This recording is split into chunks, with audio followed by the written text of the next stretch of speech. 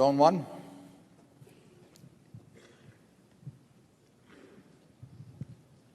Clayton Riley from Jacksonville, Florida.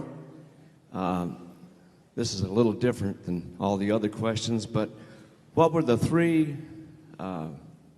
best books you read last year outside of the investment field? Even one will do.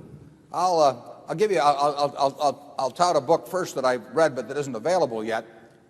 But it will be in September.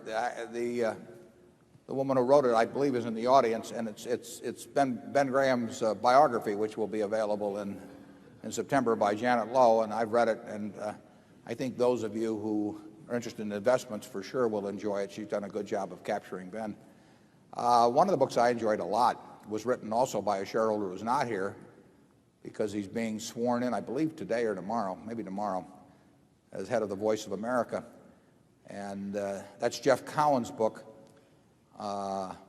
which is on the People versus Clarence Darrow. It's the story of the Clarence Darrow trial for essentially jury bribery in Los Angeles back around 1912 when the McNamara brothers had bombed the L.A. Times. And it's a fascinating book. Jeff uncovered a lot of information that the previous biographies of Darrow didn't have. I think you'd enjoy that. Charlie? Again?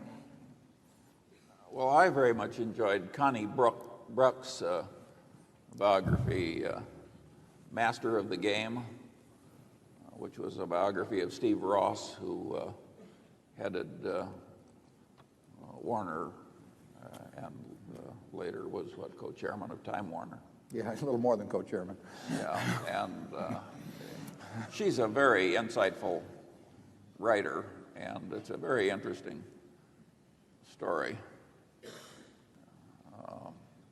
I am rereading a book I really like, which is Van Dorn's Biography of Benjamin Franklin, which came out in 1952.